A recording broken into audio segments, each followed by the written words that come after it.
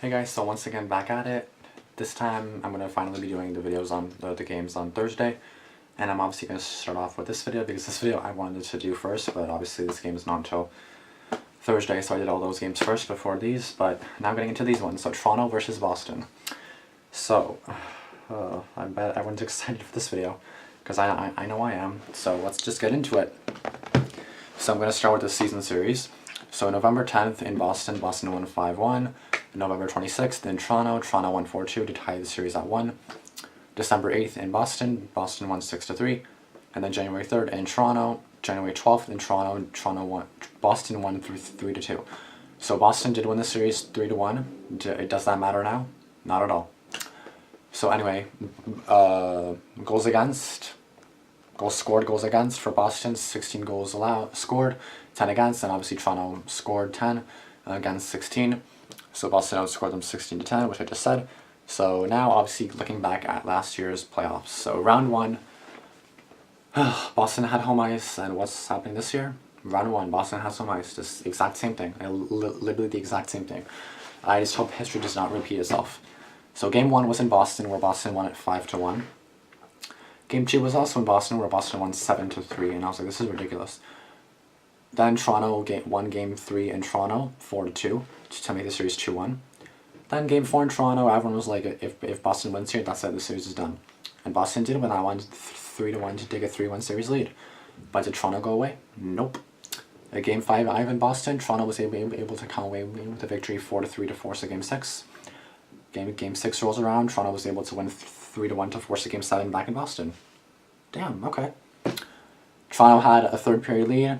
But of course, they just can't win. They just can't. Like, have the lead, doesn't matter. They're gonna lose.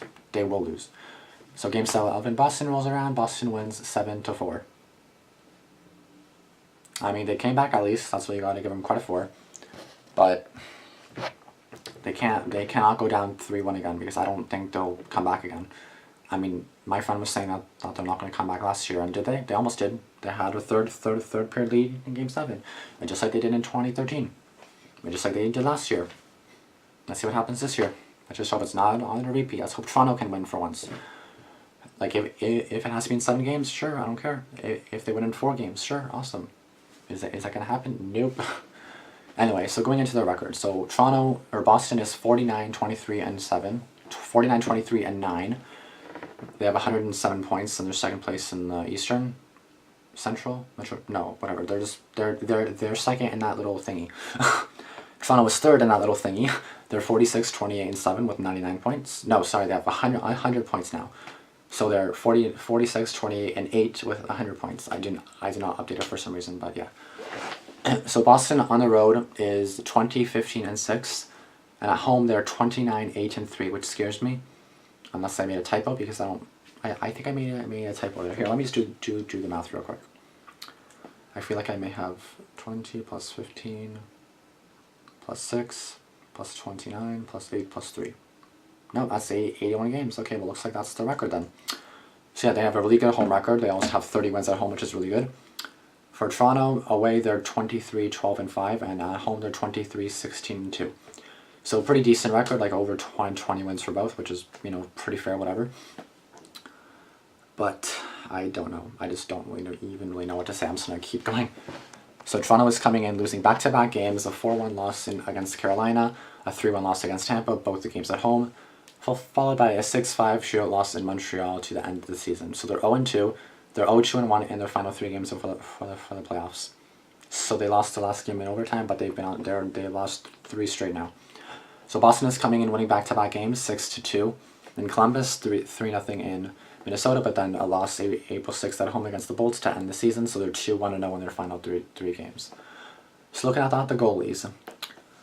So Anderson, 36, 16, and 6, which has a 918 save percentage. Rask, 27, 1, and 5. I definitely messed that up. I'm pretty sure it's like 27, 15, and 5 or something.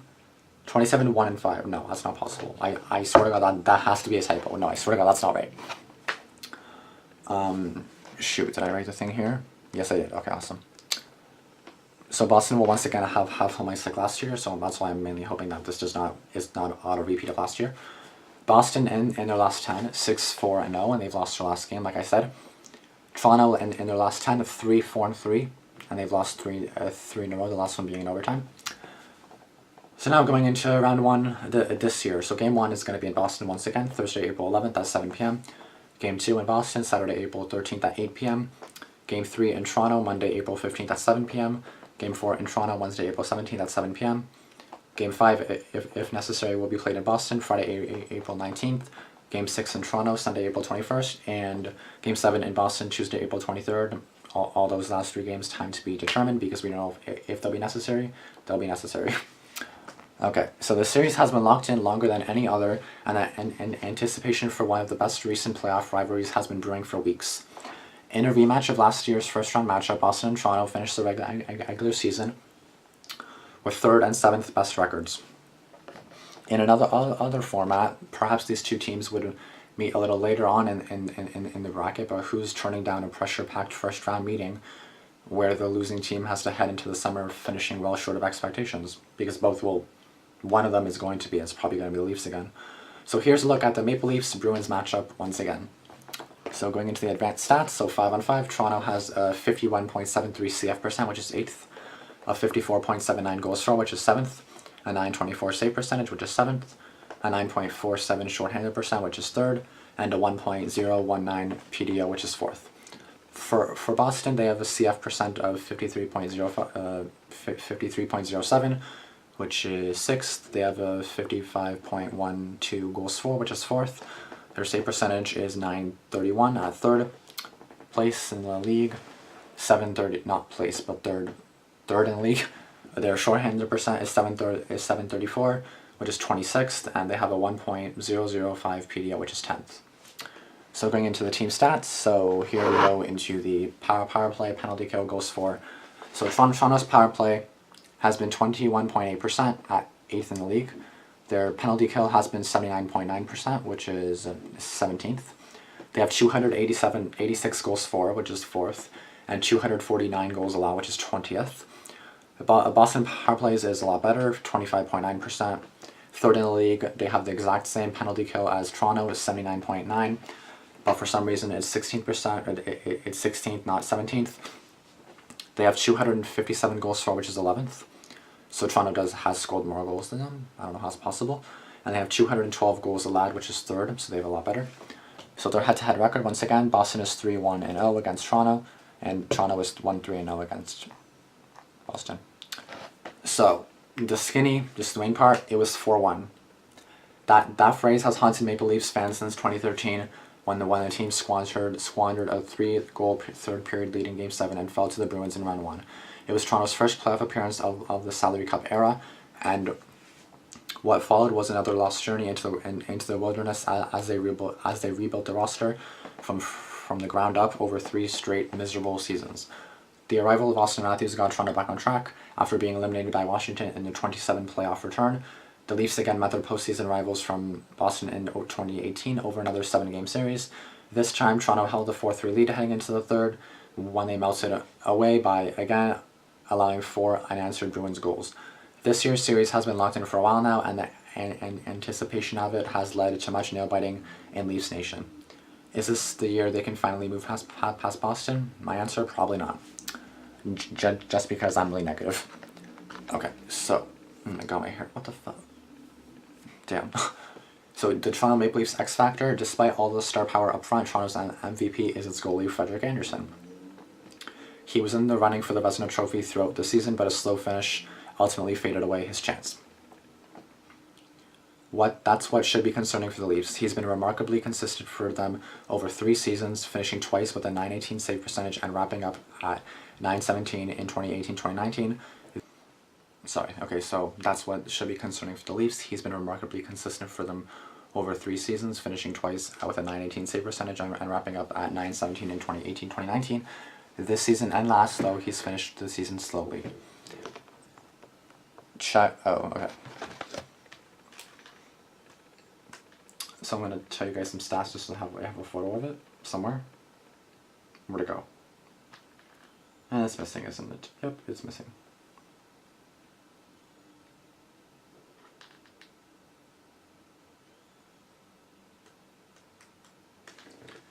Whatever.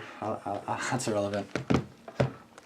So when Anderson is on his game, he can steal series, and when he's doing that in conjunction with Toronto's clicking offense, the Leafs become one of the NHL's best teams. Through most of the season, Toronto was top 5 in terms of 5-on-5 goals for percentage, but a weak finish bumped them to 6th in the league, one spot behind Boston. When you kind of consider that 8 of the past 11 Stanley Cup champs have been top 5 teams in this regard, you can see why. When Anderson is on, Toronto is among the elite. But if Anderson is off, everything changes. And not that last year's 7-game loss was all to Boston, loss to Boston was all on the netminder, but he did allow at least 3 goals against in 5 of those games, and finished the series with an .896 save percentage. If his soft finish this season is indicative of similar playoff output, Toronto will be in trouble. So now I'm going into the Bruins X Factor. We know the top line is a major key to Boston's success, and that Tuukka Rask can't trip up against a robust offense. You also can't pick just one defenseman or shut down forward to slow Toronto's attack, because it's spread out over a couple lines driven by elite players. When Boston went on its 19-game point streak from January 29th to March 9th, David Pastrnak wasn't in the lineup for 12 of those games, and the Bruins didn't miss a beat. While Patrice Bergeron and Brad Marchand continued to be point-per-game or better players in his absence, the support scoring from second-line center David Krejci and winger Jake DeBrusk was a significant factor in keeping the train chugging. Without Pastrnak, Krejci had 6 goals and 16 points, and DeBrusk 8 goals and 15 points in 12 and 10 games, respectively. The fact Krejci at 32 is having one of the best offensive seasons of his career has been a boon to the Bruins. Coming off a 44-point season in 67 games, that Krejci has managed to get back up over 70 points for just the second time, matching a career-high 73 points from 2008-2009, has breathed new life into Boston's support scoring. It's worth pointing out that when Krejci is contributing to the offense, the Bruins have major playoff success. He recorded 8 points in last year's series win over Toronto, and then was limited to 2 points against Tampa Bay in a 5-game loss. In 2017, he was shut out in just 3 games as Boston was eliminated in round 1. In their 2 Stanley Cup final appearances back in 2011 and 2013, Krejci was Boston's leading scorer. If Krejci is rolling, lineman DeBrusk likely will be as well. DeBrusk also adds that heavy hockey element that many believe will be an issue come playoff time for Toronto. Boston is tough enough to beat with just the one line, but if the second unit is causing a physical hassle to the Leafs and contributing on offense that calls into question Toronto's perceived advantage at forward. Since the trade deadline, the Bruins average more goals per game than the Leafs. So some key injuries for Toronto, none. For Boston, Chris Wagner, day-to-day lower body, Kevin Miller, day-to-day lower body, John Moore, day-to-day upper body, and Sean Corelli, day-to-day fractured hand. So any of them, I guess, could return at any point. So it's not like, oh my god, yay, we're going to have an advantage, because we may not. Sorry guys, I once again had to move just because my sister kept coming upstairs and everything, so let's go back to where I was. So I guess I was just saying so yeah, another year, another matchup between the Boston Bruins and Toronto Maple Leafs in the Eastern Conference Final. Right, Eastern Conference first round, sorry.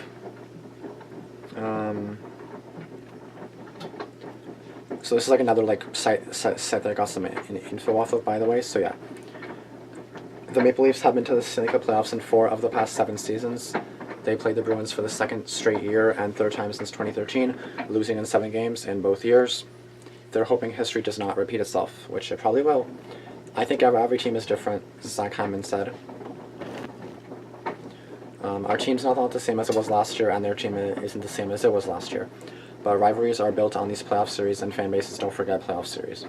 So I think it's a better storyline for fans than it is for us. For us, we all obviously want to beat Boston. It's going to be a good series. We're excited. But the Bruins were tied with the Calgary Flames for 2nd most points, 107, in the NHL behind the Tampa Bay Lightning, and will be a difficult opponent for the Maple Leafs.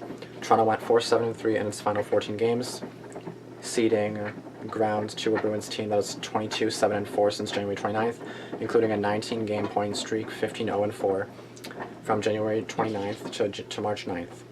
Boston's postseason aspirations go beyond a 5-game loss to the Lightning in the second round last season. I think that's what we expected. A defenseman Troy Krug said. We know that there were going to be some growing pains throughout the year, and especially with how many successful first-year guys we had, we thought that we could grow and develop our game. And I think those guys are starting to mature a little bit more, and we've grown into a winning hockey club. But the Maple Leafs, who signed center John Tavares to a 7-year, $77 million contract July 1st, are hoping they can get over their postseason struggles against the Bruins and advance to the second round for the first time since 2004. So now we're going to go through some game breakers. So for the Bruins, right wing David Pastrnak missed 16 games because of an injured thumb that required surgery, but returned March 19th and had 11 points, 5 goals, 6 assists in his next 5 games, including a third hat trick of the season in a 5-point game, March 27th. Pastrnak finished with 19 career highs in points, 81, and goals, 38 in 66 games. My camera's about to die, so give me 1 second. I'm just going to quickly plug this in before that happens. Alright, so now I finally got that in. Sorry for all the delays here, but I will obviously edit all that unnecessary stuff out. So anyway, for the Leafs, it was clear when they signed John Tavares he would make an impact. It would have been hard to anticipate the center setting an NHL career high with 47 goals, surpassing the 40-goal mark for the first time and getting an NHL best 88 points. Going on to goaltending, Tuukka Rask, 27, 12, and 5, is a notoriously slow starter, and this season was no exception. Rask was briefly overtaken by Jaroslav Halak as the starting goalie, but bounced back with a 19-game point streak, 16-0-3, 1.94 goals against average, 9.29 save percentage from December 9th to March 9th. Rask finished with a 2.42 GAA and 9.12 save percentage. Halak went 22-11-4 with a 2.34 goals against and 9.22 save percentage. For the Maple Leafs, their goaltending situation is uncertain heading into the playoffs. Frederik Andersen, 36, 16-7, struggled down the stretch, but finished with a 2.7 goals against and a 9.17 save percentage. Michael Hutchison, who played 5 games for the Maple Leafs this season, replaces Garrett Sparks as Andersen's backup until further notice. Some numbers to know. For the Bruins allowed 2.59 goals per game, third behind the New York Islanders, 2.33, and Dallas Stars, 2.44, and will test Toronto's offense, which is fourth in goals per game, 3.49, behind the Lightning, 3.89, Flames, I didn't know it was going, so behind the Lightning, 3.89, Flames, 3.52, and San Jose Sharks, 3.52 as well. The Maple Leafs, Anderson had a 2.5 GAA and 9.24 save percentage after 50 games. He allowed 3.85 goals per game with an 8.78 save percentage in his next 9. So going into some injuries once again. So the Leafs, none. For the Bruins, fourth line forward Sean Corelli needed surgery to repair a broken right hand sustained against the New Jersey Devils on March 21st. The expected recovery time is approximately 4 weeks, which would keep Corelli out for at least a part of the first round. Defenseman John Moore is week to week with an upper body injury sustained against the Lightning on March 25th. So the Maple Leafs head coach Mike Babcock has said, "I think it's great. We're excited to have that opportunity. We're excited to be in the playoffs. Obviously, in our division on our side, there's real good teams. That's what it's supposed to be like. You're supposed to play a real good team. I've got 2 kids that live in Boston. It'll be perfect." The Bruins president, Cam Neely, said, "I give the coaching staff a lot of credit. A lot of bodies in and out of the lineup. A lot of top guys hurt for periods of time. And the guys in the lineup we've had, guys come up that we didn't expect to see this year and come up and play well for us. So I think overall it's been a great year for us." So now the Bruins will win if they replicate their top-line magic from last season. The Bruins have more depth this season, but they eliminated the Maple Leafs last season on the strength of Brad Marchand, Patrice Bergeron, and Pastrnak, combining for 30 points, 9 goals, 21 assists in the best-of-7 series. They do that again, they win again. For the Maple Leafs, I think it's mainly the goaltending. So their goaltending holds up. Anderson had a 3.76 goals against and 8.96 save percentage in the playoffs last season. That's not good. Though Toronto's offense can be dynamic, it will be against a rock-solid Bruins defense. If Anderson can steal a couple of games, or at least be better than last time, the Maple Leafs can move on. So, once again, my prediction. What do you guys think I should predict? Because I don't even know. I'm sorry that this is in your face. Sorry, I'm just going to get that over here. It's a little too late. The video's almost done, but whatever. My prediction, I don't know. I do think it'll once again go 7, because I just can't really imagine it going 6 or 5, because I do feel even if it were 3-3-1 for either team, the team would come back or try to come back. So I do think either way, whatever the series, it'll go 7. Maybe if it's a 3-0 series lead, maybe I'm not going to see it go 7, but I don't think it'll go that far. But I will say what the Maple Leafs need to do is they have to win 1 in Boston and they have to win 1 in Toronto. So they have to make it 2-2. If anything, make it 3-1 if you can. But definitely win at least 1 in Boston and then even try for both at home. Just at least get 1 in Boston, because then you come home and then you could take a series lead instead of winning and then still being down 1 game. So anyway, again, my prediction, I do say it's probably Bruins in 7. I don't know. I see it in my eyes. Again, I'm a negative child, so I just always kind of think negative, and I'm like, oh yeah, well, we're just gonna lose again, whatever. But I mean, even when they were down 3-1, I still watched them, and then they came back to make it a 7-game series. So, which I am proud of them for that, and let's hope we see another long series, but with a different outcome, with Toronto hopefully moving on. But anyway, guys, I hope you guys like this video. I still have another 2 videos to do, which I feel like I will do them today, but I'm not too sure because I'm lazy and tired. Tomorrow I go back to work, so I do want them all to be ready, just so tomorrow I can just upload them, and that's basically it, just so I don't have to worry about filming. But if anything, I'll do 1 or 2 videos tomorrow, and then I'll upload them. I'm hoping to upload these 2 tonight, which I should be able to, hopefully. If not, then I'll do them tomorrow. But anyway, guys, I hope you guys like this video. Tell me in the comments what you guys think, who's going to win. Do you think Toronto will be better? Do you think Toronto will be garbage? Like last year, not garbage, but do you think the goalie will not be so good again? Do you think Anderson will bounce back? We'll see. Because again, he allowed 5 goals plus a shootout goal in the last game of the season. That game did not matter, but it did make for a really good game. Like a 6-5 shootout win to end the season is always fun. Just not for the team going into the playoffs, because that's 5 goals allowed. That's not good at all. But if that happens in game 1, then it cannot. Like we lost, what, 5-1? We cannot allow 5 goals in the first game. We cannot allow 7 goals in the second game. We have to allow at max 3 goals, and I think even then we could still probably be pushing it and lose. But because of how much they scored last year, 3 I will say is like the absolute most you can give up. I would recommend 1 or 2, but it's probably not going to happen because Boston is really good. And although they're pretty close, I do think Boston is better. Anyway, guys, I will see you guys in the next video. Tell me what you guys thought of this prediction video.